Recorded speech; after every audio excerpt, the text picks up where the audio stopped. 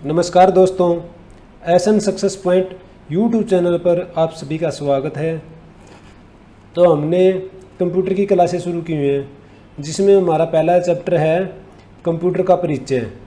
इसके अंदर हमने कल सेकंड क्लास जिसमें कंप्यूटर का इतिहास के बारे में जाना था, और उसी में आज हम तीसरी क्लास कर रहे हैं कंप्यूटर के परिचय में कंप्यूटर की पीढ़ियाँ, जनरेशंस ऑफ कंप्यूटर।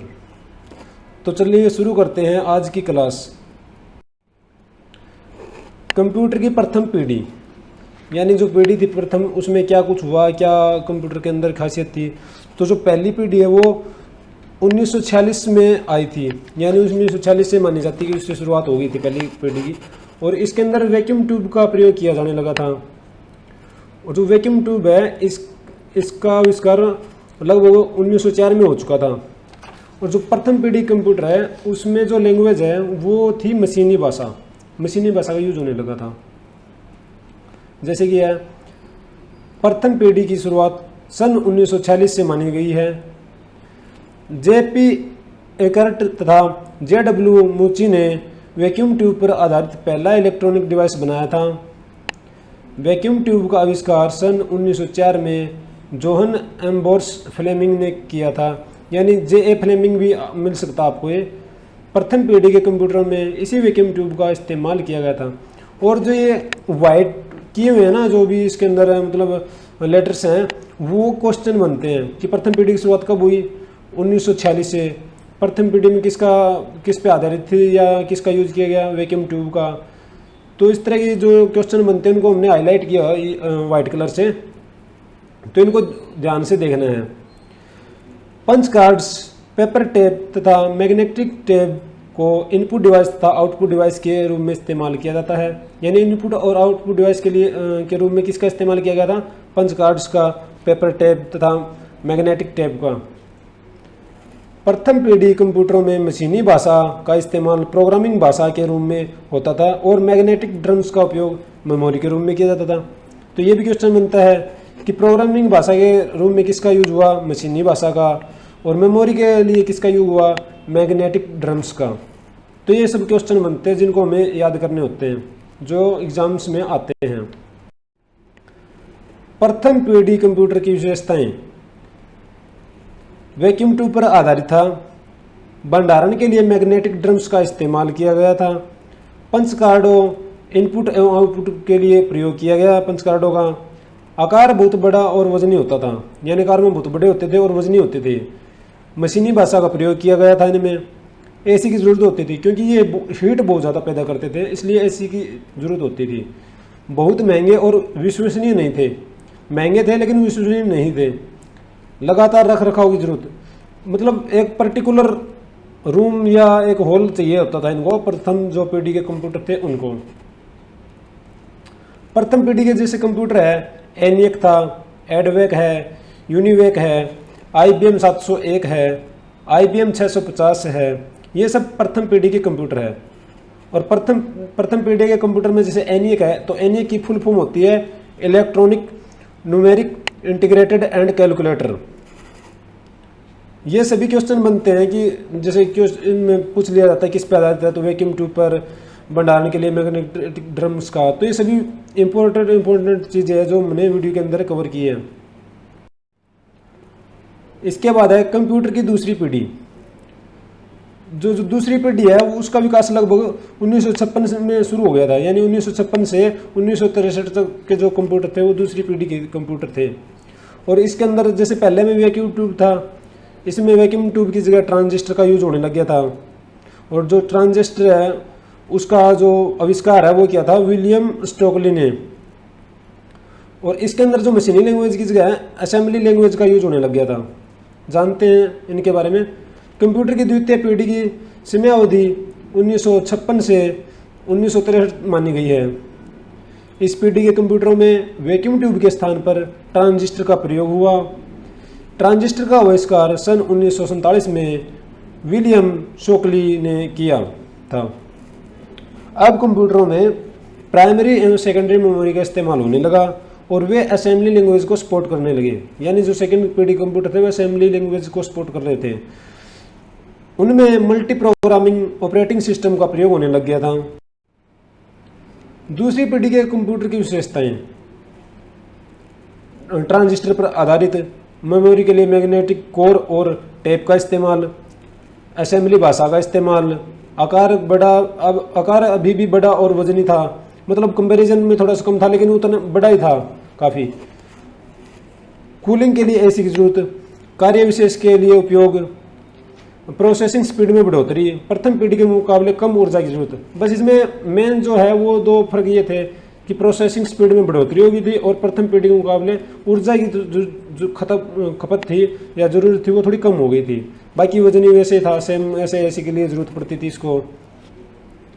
दूसरी पीढ़ी के कंप्यूटर्स है जैसे कि होनवेल 400, IBM 7094, CDC 1604, CDC 3000 series, UNIVAC 1108, IBM 1400 series, mark third.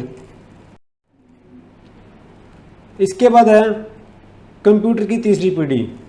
जो तीसरी पीढ़ी है उसमें ट्रांजिस्टर की जगह जैसे IC का यूज होने लग गया था और IC का जो आविष्कार है वो जैक केल्विन ने किया था।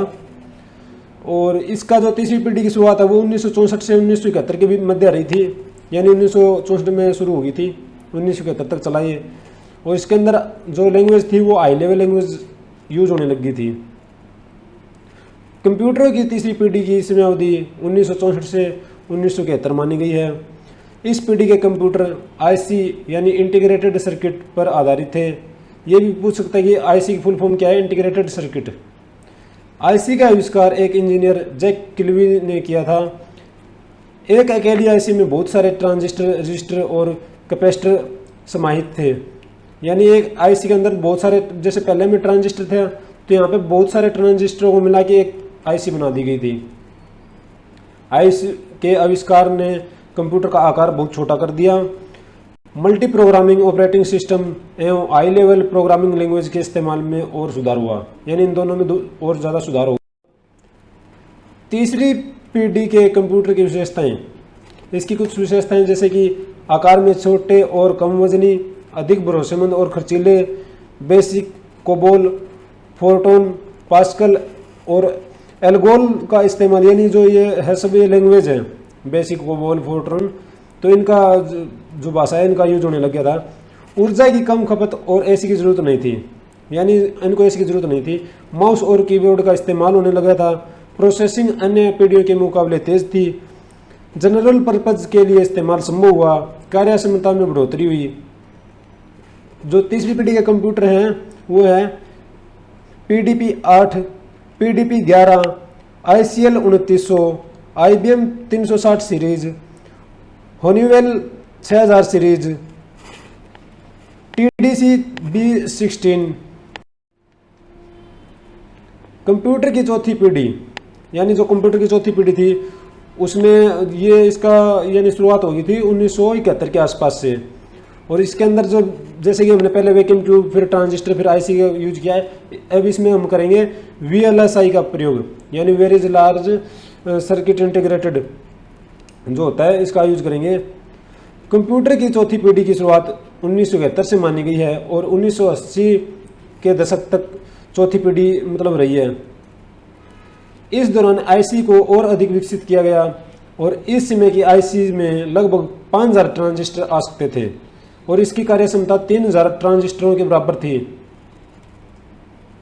इन IC को VLSI यानी जो मिला के इनको 5000 ट्रांजिस्टर को मिला दिया गया तो इनको VLSI बोला गया, very large scale integrated circuit कहा जाता था।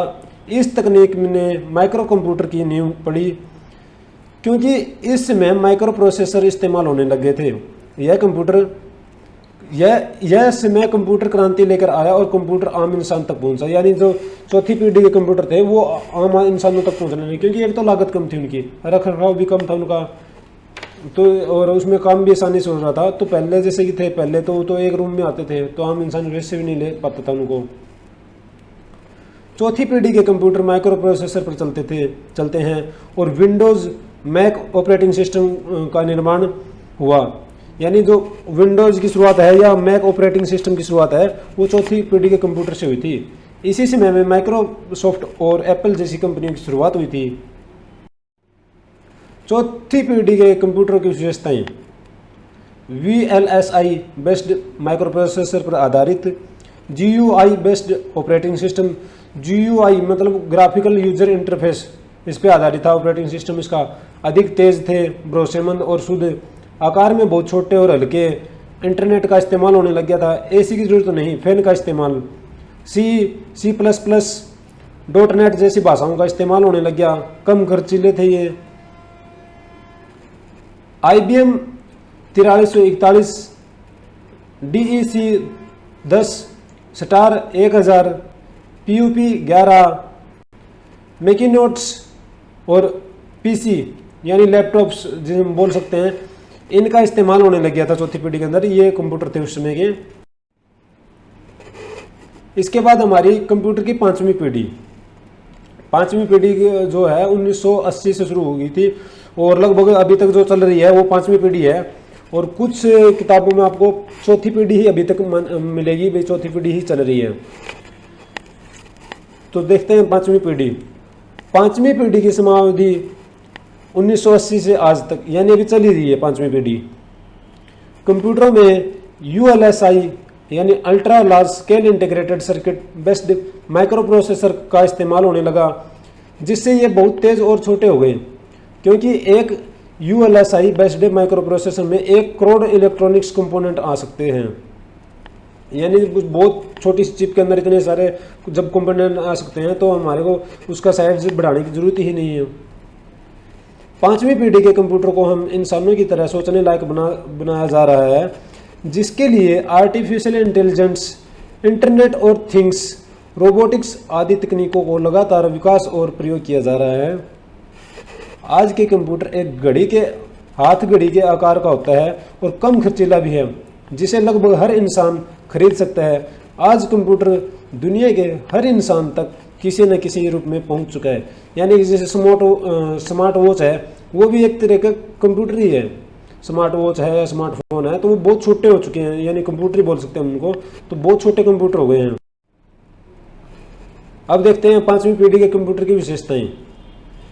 ULSI बेस्ड माइक्रो प्रोसेसर पर आधारित है, हल्के, सस्ते, भरोसेमंद और तेज, अधिक शुद्ध, इस्तेमाल में आसान। GUI आधारित ऑपरेटिंग सिस्टम का इस्तेमाल, यानी ग्राफिकल यूजर इंटरफेस। ये फुल फॉर्म भी पूछ सकते हैं, GUI की फुल फॉर्म है तो graphical user interface. Multimedia, touch screen, web, voice control का प्रयोग होने लगा। ना के बराबर रख रखाव, यानी रख रखाव जरूरत ही नहीं है। अब जैसे लैपटॉप है, आप बैग में रख सकते हो, हाथ में रख सकते हो, तो रख रखाव की कोई वो नहीं है, इसके मैनेजमेंट की जरूरत ज़्यादा। ऊर्जा का कम इस्तेमाल, ऊर्जा बहुत कम ही यूज हो रही है इनके अंदर, ना के बराबर। C++, जावा, .NET, ASP का इस्तेमाल होने लगा, यानी ये सब लैंग्वेज है। C++, जावा, इनका जो लैंग्वेज है, भाषा है, इनका प्रयोग होने लग गया था। पांचवी पीढ़ी के कंप्यूटर है जैसे कि desktop PC, MacBooks, laptops, notebooks, ultrabooks, Chromebooks, iPhone, iWatch, जैसे हमने जिक्र किया कि आई वॉच है, आईफोन है, ये सब क्या है, पांचवी पीढ़ी के कंप्यूटर जिन्होंने बहुत छोटा स्थान ले लिया है, बहुत छोटे होते हैं अपने आकार के अंदर। तो ये है हमारी कंप्यूटर की पीढ़ियाँ, यानी वर्तमान में पांचवी पीढ़ी हमारे जो कंप्यूटर है वो पांचवी पीढ़ी के कंप्यूटर ही कार्य कर रहे हैं। तो आज की क्लास कैसी लगी? आज की क्लास में हमने कुछ बैकग्राउंड जैसे कि चेंज किया, आप उसके बारे में कमेंट जरूर करें कि ये बैकग्राउंड आपको कैसा लगा, ताकि हम आगे की जितने भी वीडियोज़ हैं उनमें इसी थीम का यूज करें। तो अगर वीडियो आपको अच्छी लगती है तो लाइक करें, शेयर करें और चैनल को अवश्य सब्सक्राइब करें। मिलते हैं नेक्स्ट क्लास। जय हिंद, जय हिंद, जय भारत। Thank you.